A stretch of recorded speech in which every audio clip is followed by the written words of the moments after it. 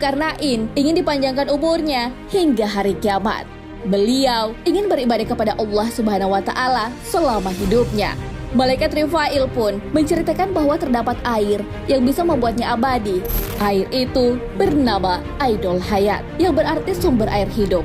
Setelah mendengar itu, Raja Zulkarnain pun mengumpulkan pasukan terbaiknya untuk mencari keberadaan air itu. Raja Zulkarnain juga mengumpulkan para alim ulama. Salah seorang ulama berkata, "Sesungguhnya aku pernah membaca di dalam wasiatnya Nabi Adam alaihissalam.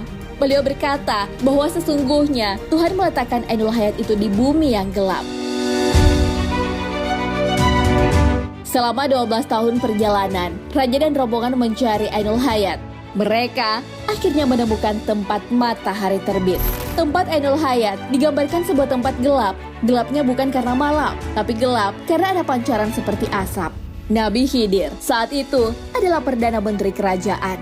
Wahab bin Munabbah menceritakan bahwa Nabi Khidir adalah anak dari bibi Raja Zulkarnain. Raja dan Nabi Khidir ditemani beberapa pasukannya masuk ke area gelap itu. Pasukan lainnya menunggu di luar. Saat memasuki area gelap itu, Nabi Khidir tiba-tiba mendengar bisikan. Bisikan itu berkata, "Wahai Khidir, bahwa sesungguhnya Ainul Hayat itu letaknya berada di sebelah kanan jurang."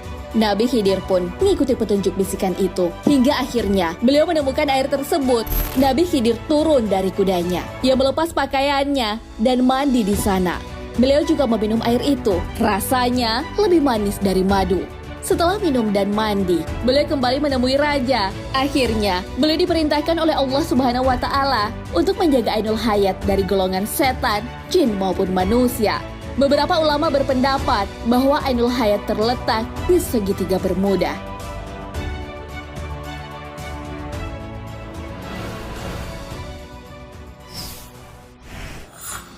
Pencarian Ainul Hayat dari berbagai kerajaan. Tak hanya Raja Zulkarnain yang pernah mencari keberadaan Ainul Hayat, Raja Ferdinand yang merupakan Raja Spanyol juga pernah mencarinya. Dia mengutus Ponce de Leon. Namun hingga akhir hayatnya, Ponce de Leon tak bisa menemukan sumber air tersebut. Ponce de Leon terkena panah dari suku Indian. Ia pun